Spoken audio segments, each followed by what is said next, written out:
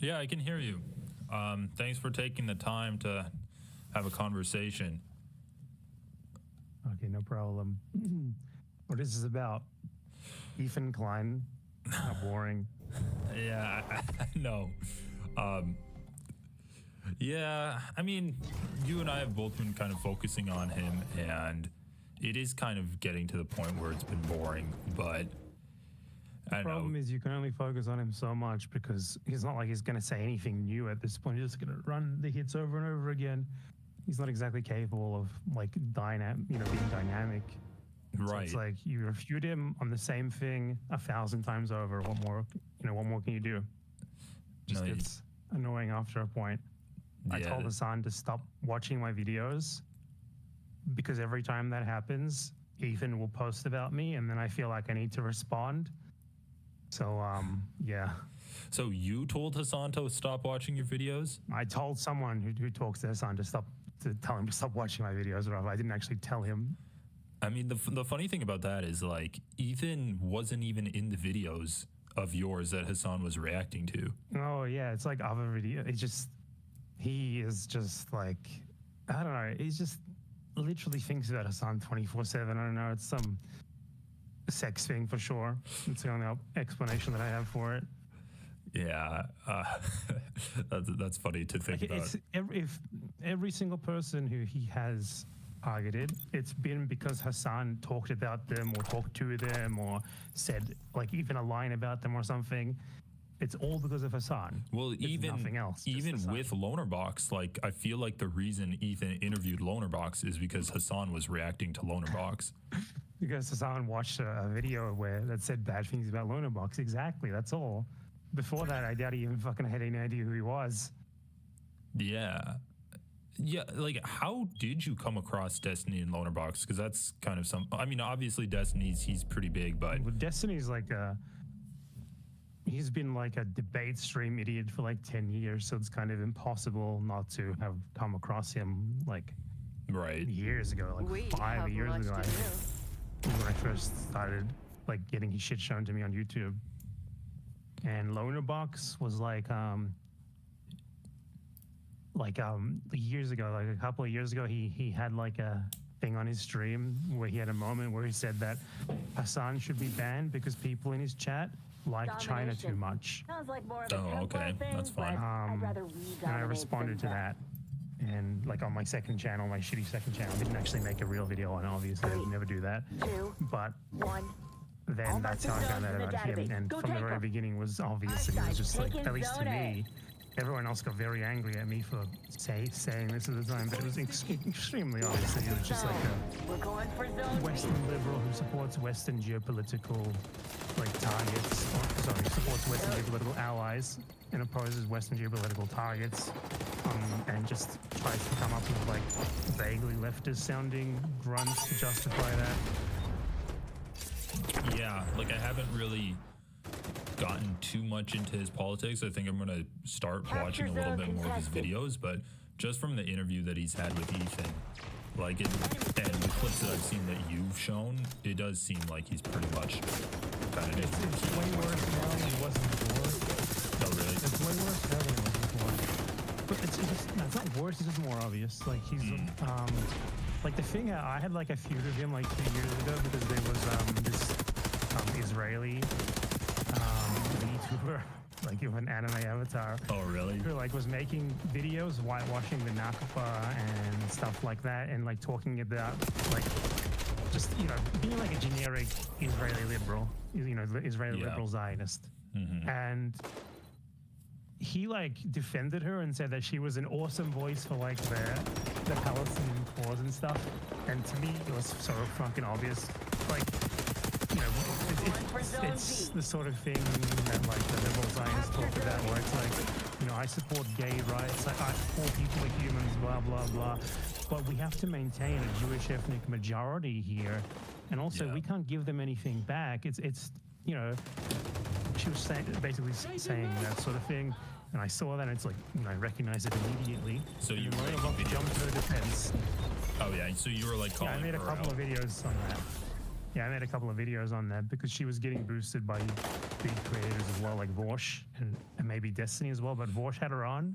Oh yeah. And I was wondering what that video you shared with me was. Vorsh invited her onto his stream, and he suggested to her that she start calling me an anti-Semite. Okay, I'm gonna have to watch that video you shared with me because I'm super curious to like see that conversation that Bosch had with her. It's a guy who said like a year before, like it. I don't know how familiar you are with this sphere that you're inadvertently getting yourself involved in here, but it's people who define themselves based on their opponents more or less, more than anything else. So Vorsh is someone who years before that said that Israel should be nuked, for example, but because he disliked me, he was happy to like invite like an out-and-out Zionist onto his stream and like help her to lick her wounds a little bit. And basically he just dislikes you because you've made a few videos about him in the past? Or like, is there anything more than that? Vorsh's fans like just hate me, and Vorsh hates me as well. I don't even remember what it was. I think it was like literally like 4 years ago. Like he made a video like justifying voting for Joe Biden, quoting Lenin and stuff, and I made a response to that, and then escalated from there. Yeah, I think I saw like him reacting to a debate you did or something on his YouTube channel. It was probably the Loner Box debate. Other side's taking Yeah, zone. yeah, it was. I was like an unperson for Vorsh. Like he does not mention me because if he does, it increases the risk that people seek out the things that the videos that I've made about the stuff that he said. So you've debated Lonerbox before, like live and in person, not just video? Yeah, like 2 years. No, video, like stream debate, not in person. Oh yeah, but like live at least. Yeah, like he was like defending liberal Zionism basically, and apparently until Israel started massacring tens of thousands of Palestinians or hundreds of thousands, whatever estimate you want to go with, no one noticed that he was a liberal Zionist. And now, lots of people who can watch that debate tell me that they see it in a very different light now. We're flipping Yeah. beat. It's like he had like tons of people on his side back then, just because they hated me, like his community and stuff. So yeah, and it's like, oh well, he's just saying that 8 million Jews shouldn't leave Israel. That's all that he's Zone saying. contested. It's kind of that's literally all that I like. It's like they try to make everything about like, well, what about the poor oppressors, right? They try to make everything a question of, so you think Palestinians should be liberated? Does that mean you think that 8 million Jews should all die? yeah. Like they just try to change the ground of the discussion to what about the rights of the oppressors? And it's like, okay, these people cannot be liberated until you present us with like a 12-point plan for how you're going to ensure that the people they have oppressed for the last 100 years don't hate them. Nowhere to hide. Yeah, I went back and I watched Ethan's debate with Hassan, and it was that like Leftovers episode that wasn't a Leftovers, where like they called in and Ethan had to take that crying break. And going back and re-listening to that is super telling, because Ethan's entire position is if you stop oppressing Palestinians, that will make Israelis feel like they're in danger, and you can't It's have the Confederate slave owner argument. Right, it's exactly that. And I made a video that I posted today, and I basically said the exact same thing. Like, are we going to ask the white people, the white slave owners, how they feel about liberating slaves? Is that? Yeah, I mean, you've reacted to Ethan just as much as I have. Is that kind of the impression you get of his position? No, it's not just his position. It's the generic sort of Israeli liberal position. It's just a complete reframing of the issue. It's a dishonest tactic, obviously. It's changing what we're talking about completely from we should liberate these people to, well, what about the people who they're going to be liberated from? What about them? And they try to change the grounds of what you're talking about from, talking about Palestinians and the things that are done to them, how we can stop these things being done to them, how we can achieve justice for them, and but what consequences will that have for the people who are doing that to them? Which is a ludicrous thing to even be talking about, honestly. Yeah, and Ethan tries to justify it by saying that it would be easier to uproot like the hundreds of thousands of settlers that are in the West Bank and bring them back to Israel, and then have that like whole separate but equal idea than it would be to just stop oppressing Palestinian people. You're running out of That's time for your essential. Yeah, I mean, comeback I'm here. sure it would have been a lot easier to keep black people in the Bantustan as well and just have like a two-state solution, South Africa or whatever. But that's the thing, we don't want that. So the thing is, we force something on the Israelis that they don't want. If they don't like that, well, okay, just leave like a lot of the South Africans did. Yeah, and that was probably the grossest part of Ethan's conversation with Lonerbox. When was that, last Monday, or this last Monday? How they said that what's happening in Palestine and with Hamas is nothing like what happened in South Africa with the ANC, because the ANC, they were not violent terrorists. They only targeted infrastructure. But Nelson Mandela It's easy to do that when you're 90% of the population. It's so much easier to do, Right, to like avoid violence. But the other thing was like Lonerbox gave the number that only 71 people died in an 8-year period. And I'm 100% sure that's incorrect. but even so, like I looked up the numbers, and in the 8-year period between 2015 and 2023, like about 150 Israelis died. So like the numbers are analogous to what was going on in apartheid South Africa, and they still want to kind of. So it was only talking about one side. I thought that was like both. Maybe it was both sides, but it's still pretty relevant if Lonerbox is trying to make the argument that the ANC was not as violent as what Hamas is in Israel.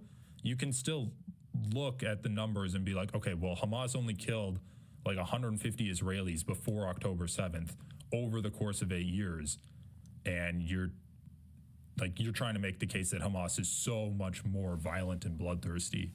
And they're like a unique form of evil that Israel needs to oppress. Yeah, but the thing is that they're also totally different situations. Like the population thing is a completely different dynamic. Right. Yeah, that's true too. And the ANC, the armed wing of the ANC, I forget what it's called, Mkonto or Sweezy or something it was like that. MK like, or something. Yeah, their full name's like, it's something in Zulu. But they carried out like some of the most dangerous sabotage attacks in human history. They sabotage a nuclear power plant with bombs. You're an assassin initiate now. It's just a different. It would be. It is terrorism. Yeah, but do you think Lonerbox would support Hamas sabotaging an Israeli nuclear power plant? He would throw a fucking fit about that. He'd like talk about how Hamas risked the nuclear holocaust or some shit. Like, that's the thing that I think needs to be realized here is they're coming up with whatever shit comes to mind. It's not really because they just support Israel. It's just coming up with whatever shit comes to mind to support Israel. It's what it always is. Right, and like what Ethan said in that conversation with Lonerbox that also kind of blew my mind is that he said settlers would be valid military targets. So he would be fine with Hamas killing the settlers, even though the settlers would have kids. He was not okay with that when he talked to me. I think like his argument changes depending on who he's talking to, the situation that he's in, because he's back into a corner right now. He's sort of trying to frame himself as more of a leftist than he really is. So it's convenient for him in this moment to be like, okay, they can kill the set. He does not believe that one bit. Not even close. Come on. Yeah. Especially like the Gaza envelope settlers. What difference is there to that, to the West Bank? It's both frontier colonialism. And the Gaza envelope settlers are even worse because they're there because they want to be human shields. Yeah. Like that's what those settlements are for. The location of those settlements was chosen specifically by the IDF, specifically to be tailor-built there so that they could have like a human presence on the Gaza border, to be like the first line of defense in the event of a breakout in Gaza, which is precisely the purpose that they serve. And on October 7th, a lot of the settlers in those settlements took up arms as well, because obviously most of them are military reservists in Israel or military veterans in Israel. A lot of military veterans are allowed to keep their weapons post-service, and those settlements are full of them. So that's why they're there. A couple of them also have company military bases either within the grounds or like just outside. Like, what is the difference? What is the meaningful difference between saying, okay, it's okay if you kill West Bank settlers, which to be clear, I don't even think that's a normal thing to really do. Maybe the ones on the very front line, but you know, beyond that. So try winning it. Right, and even then, not necessarily just kill them, but like you do need to meet violence. Yeah, I mean, the point violence. isn't to kill them for the sake of them. The point is to get them out. Right. To make them leave, which is totally valid. I mean, you know, that was the purpose of like, you know, Indian raids, for example, in the 19th century US, they were raiding frontier settlements, not because they wanted to just kill people there randomly, because they wanted them to fucking leave. Yeah, exactly. And that was the way they had available to them to try and get that to happen. So when you hear people talking about like, oh, Hamas is firing rockets into Israel, how does that help Hamas's cause? How did October 7th help Hamas's cause? These stupid oppressed people, they are making things harder for themselves by carrying out these violent actions, and they're not being the perfect victim. How would you respond to someone like Lonerbox or Ethan Klein saying that? Well, if you want Hamas to be able to make actual, like, for one, the option is either throw rockets or do nothing, shoot rockets or do nothing. And between those two options, when you are constantly being bombarded, when you are stuck in a concentration camp, you have a foreign power that dictates what gets in, what gets in, what gets out, who gets in, who gets out. Like periodically, they just attack you and bomb you. It's like, what are you supposed to do? You are guerrilla group with incredibly limited options available to you. And one of the options that you have is that you can fabricate these incredibly low-tech rockets that you can just sort of dumbfire out of the prison that you're stuck into. I mean, do they have guided missiles? No. If you want to give them guided missiles, I'm sure they'd like to use them to target military targets, but it's not really an option, is it? I mean, you think they, like, if they had the option, they wouldn't rather shoot a bunch of missiles at, like, the Mossad headquarters or something? They don't have that option. And Norman Finkelstein talked about this once in one of his books. He brought up the concept of international law of belligerent reprisal, which is that you're allowed to violate international law in certain circumstances if you're retaliating, like, in kind, in the way that you are being attacked. And given that Israel makes plenty of indiscriminate attacks against Gaza, why the fuck can Hamas not make indiscriminate attacks, technically indiscriminate attacks? I mean, it's not like it's intentional, right? It's not like, it's like, yeah, they're like sitting there like making like evil villain voices saying, okay, we need to fire these rockets that are dumb at them specifically because we want them to hit shit randomly. It's not that. They're using them because it's all they have. And it's like, either they do nothing or they at least do something in response. And doing something in response is objectively better. So the thing is, the only box wants to do nothing in response, obviously. That's the whole point for him. The problem is not the targeting, it's that they're attacking back at all. Yeah, I agree. I feel like at this point, like, they've tried diplomacy, they've tried pushing for independence on the global political stage. They've tried peaceful protesting, and at this point, there is no option left for Palestinian people. It's either do nothing and get slowly ground out of existence, or have these sporadic bursts of violence to let Israel know that there is still a pressure being used to push back against their colonial expansion. That's kind of the way I look at it. Fall back on your skills and break out of this death spiral. You could say that October 7th as a military operation is a massive strategic failure, which I mean it probably was given the Israeli response, but they didn't know that at the time, obviously. If you look at the actual operation in terms of, like, for example, the ratio of children killed, the ratio of confirmed armed personnel killed versus civilians killed, the ratio is significantly better than what Israel is doing to Gaza right now. Israel has all the precision weaponry and all of the intel in the world. It's like, what, 32% military targets killed on October 7th? Yeah, and only 14 children out of, what, 1.1K total, I think it is now? Something like that. In Israel and Gaza is killed, what, like 35% children, something like that. So yeah, like I think I just saw we accept there was like 72% women and children in Israel. Yeah, so even if we accept the idea that October 7th involved lots of intentional killing of civilians, then what the fuck is happening in Gaza given the comparison between the ratios there? 14 total kids, I think it was. But let's just say, I don't remember exactly the number. Let's say, let's increase that to like 50, just for the sake of argument. That's still so, like, the ratio is just totally off. And that makes it clear that, for example, when the militants on October 7th found children, they intentionally avoided shooting them. And the ones who did die very likely died by accident. There's no other way to get that, you know, to have that few child victims of October 7th. So clearly, if these people somehow rationalize October 7th as like the ultimate barbarity, and then they look at what's happening in Gaza, which is just clearly way worse and clearly way more indiscriminate. I mean, it's not even indiscriminate, it's intentional targeting of civilians, obviously. Then, I mean, they don't really have a leg to stand on there at all. Yeah, but the people in Gaza, or Israel, is not classified as a terrorist organization, so you're supporting terrorism if you make that claim. If you make that comparison, you're supporting terrorists. You're a terrorist supporter. I mean, that argument is just a basic, like, stupid appeal to legality. Yeah. Also, if your name is Hassan, you can't make that argument because that's like an ethnic-sounding name. Yeah, you know, you can't bring a 19-year-old Yemeni who, to be clear, he's not a Houthi. He never hijacked anything. That was made clear. The translation was bad in Hassan's interview with him. Like, apparently that is like terrible and unforgiving, but spending 2 days hanging out with the Israeli Goebbels, Aaron Levy, that's totally fine. It's not a big deal. No, yeah, that was insane. Yeah, and Lonerbox is making the excuse now that he was just talking to him as like, you know, to interview him. It's like a journalistic thing, which is very funny because the video that I responded to regarding, you know, Lonerbox's genocide denial, the first video was him reviewing a debate between Mehdi Hassan and Elon Levy. And in that debate, he almost exclusively responds to Mehdi Hassan, refutes everything that he says, and whenever Elon Levy says something, he just keeps watching and waiting for what Mehdi says so that he can refute it. So it's not like he disagreed with him. Yeah. Like, they're one and the same.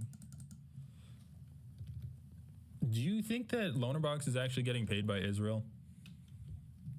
I think the trip was almost certainly Well, the trip was probably paid for by Israel. Right, that was paid something that hasn't. I was going to cover this on my stream tomorrow, but I'll give you the exclusive.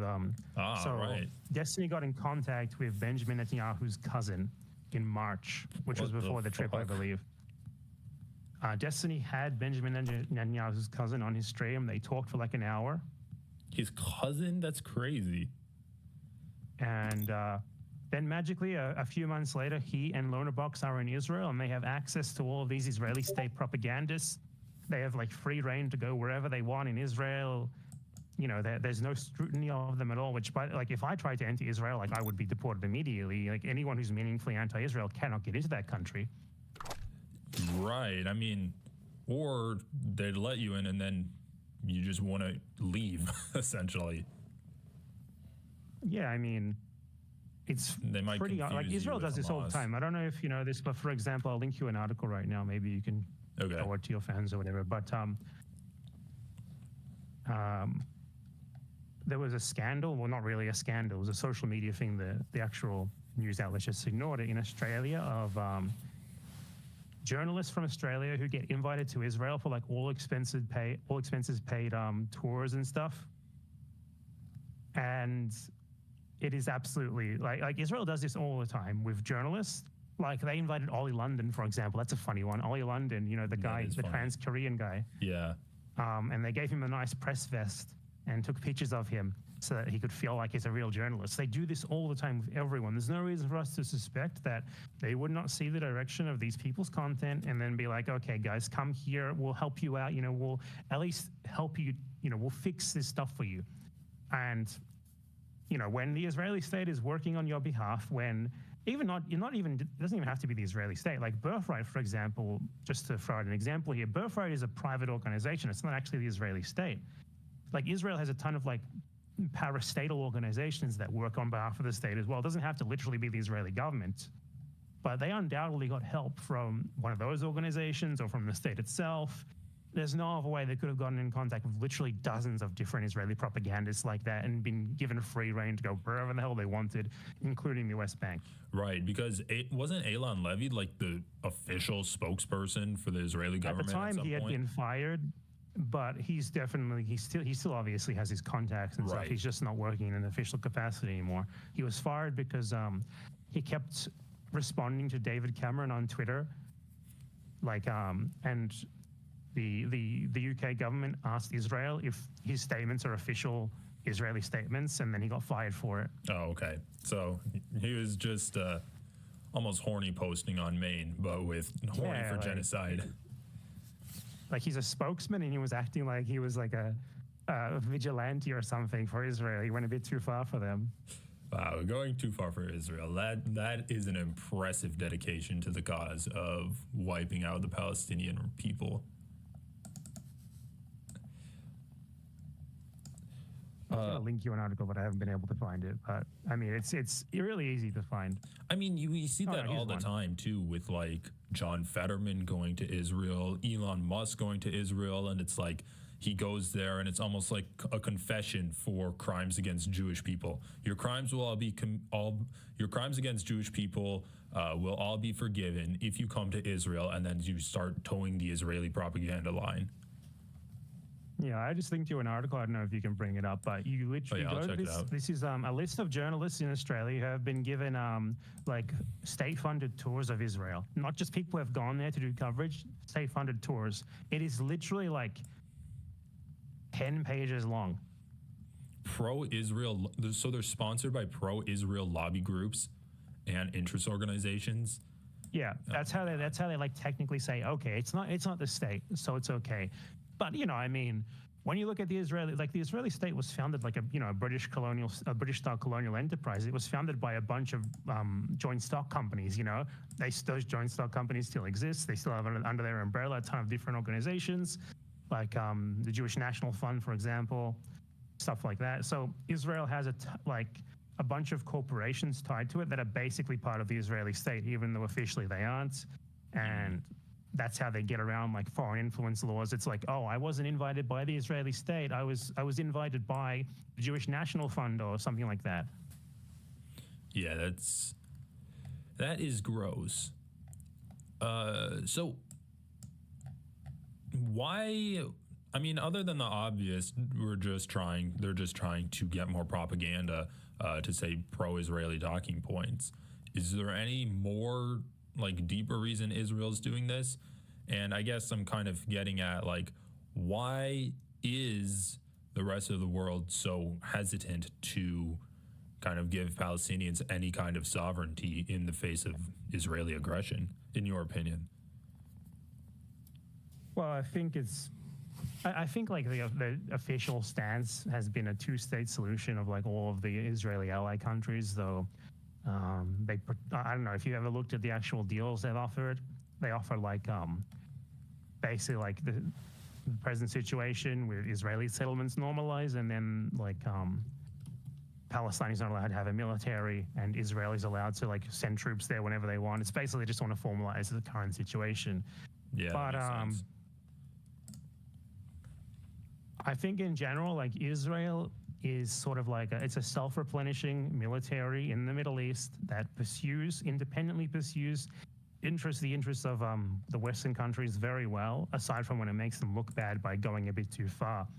Like if you think of like what Israel does to its neighbors, it's like Israel's attacks on Iran, for example, things they don't really want to get their hands dirty with anymore. Mm-hmm. It's exemplary.